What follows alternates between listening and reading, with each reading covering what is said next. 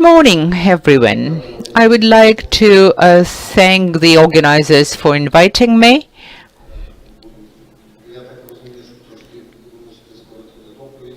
I see that I will have to abridge my presentation, but we'll see. Well played by ear. I'm a professional medic. I'm chair of the Department of Psychiatry and Psychotherapy, but I was trained as a doctor, have background in medicine. And I also appreciate the importance of treating physical manifestations of trauma. We are living through this trauma and we are trying to cope in our own ways. And we doctors see it from a different perspective. When I was listening to the first presentation, and presentations of our psychologist colleagues, I understand that it's about a combination of physical components of trauma, physiological components of trauma, and psychological ones.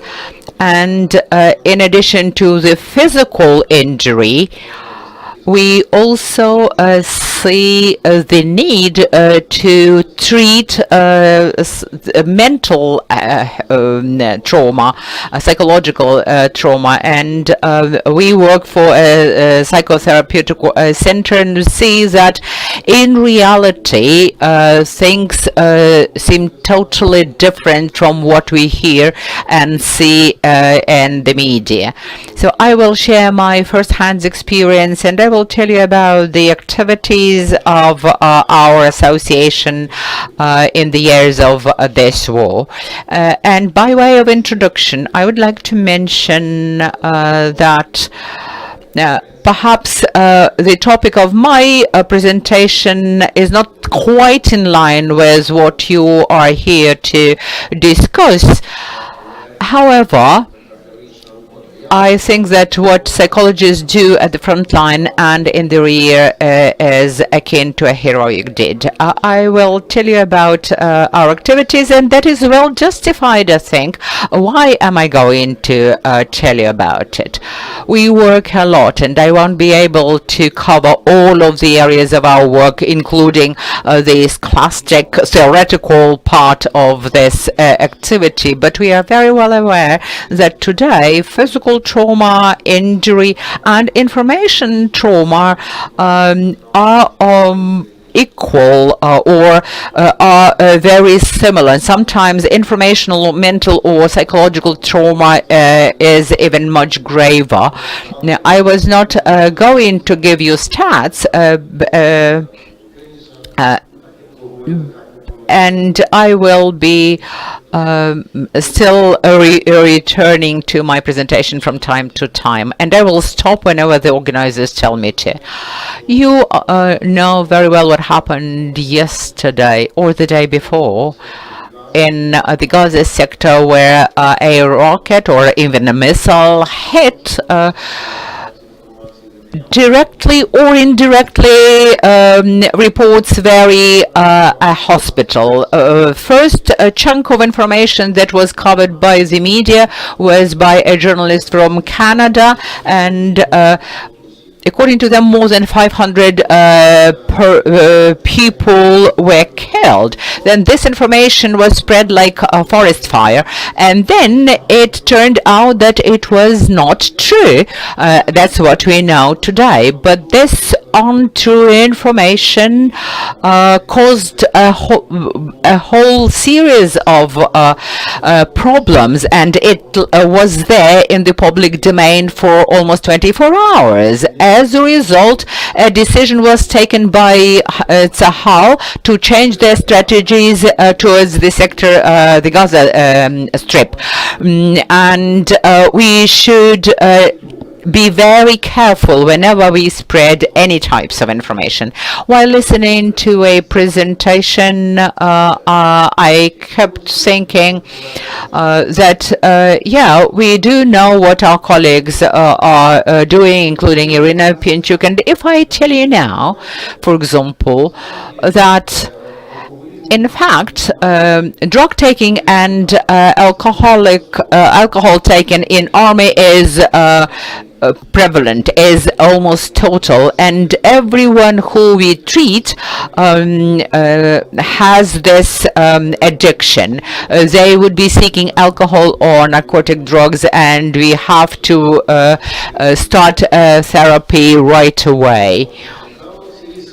But that would be a signal to us psychotherapists to expect a professional disaster, because we will be overwhelmed with this number of addicts, and we start thinking of projects and programs. We are thinking of new strategies to meet this need or to bridge this gap. But if I tell you, on the other hand, that the data provided by Irina Pinchuk are truthful, the percent of PTSD is not as high as some think. The alcohol addiction is not that prevalent. Some of the retired servicemen or women do drink a lot, but that's not chronic alcoholism, and we shouldn't be panicking. There is no disaster, and we can get well prepared for the upcoming situation. Then perhaps we don't need to get prepared. We don't have to hastily think of some raw projects or unjustified, unsubstantiated strategies. So I make this introduction for you to understand that I will be telling you what we are doing as the Association of Ukrainian Psychotherapists that has been in place since 1994. This organization brought to Ukraine the up-to-date standards of psychotherapeutic assistance, and we are prepared to share those. And yeah, I would also like to tell you more about our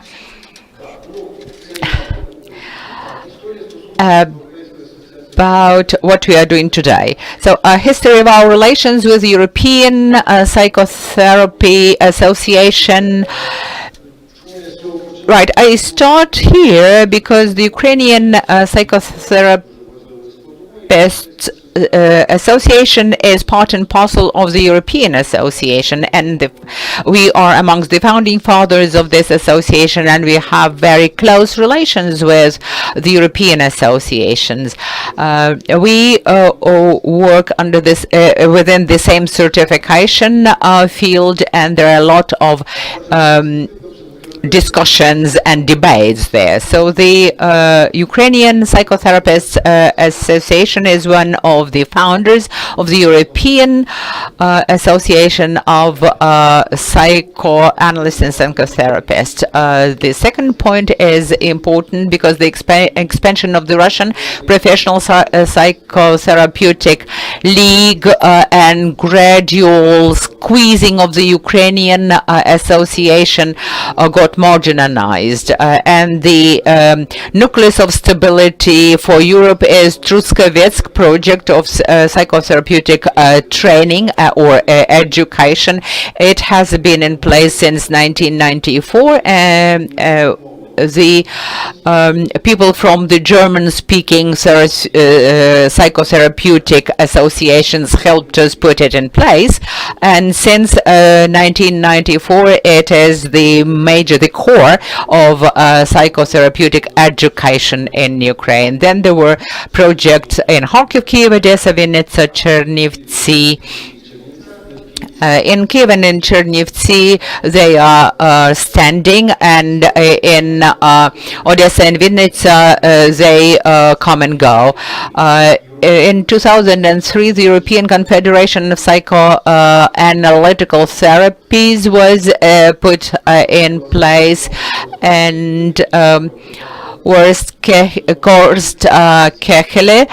proposed the title for this association, and it is subunit of the European Association of Psychotherapists. Then the European Association has become overly bureaucratized, and it lost focus, I would say. So what exactly happened? So I'm going to tell you briefly about the transition of the International Journal of Psychotherapy into an online version.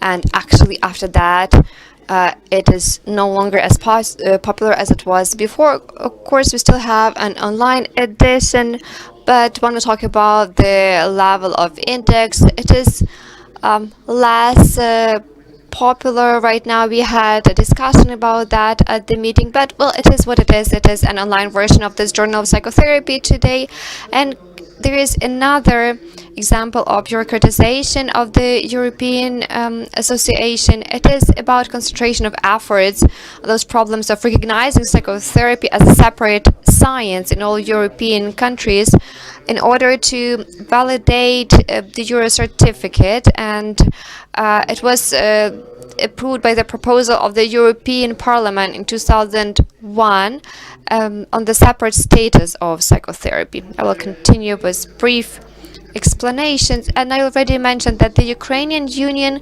was one of the founding institutions, because in 1992 we had the first Congress of the European Association, which took place in Budapest, and it was just by chance that I participated. I received an invitation to be an observant, and since that time I also became one of the co-founders, and in 2005-07 I was the president of the European Association of Psychotherapists, and I have very close cooperation with the European Association. We had a lot of common projects, and very many initiatives were launched by us. If I have some time, I will talk more about that.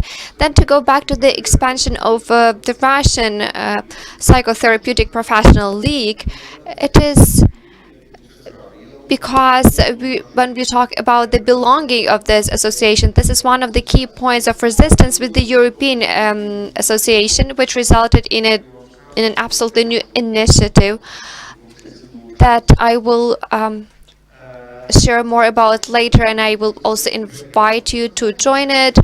We already talked about this island of stability, Truskavets Project. I think that some of you, or maybe most of you, already heard about this format.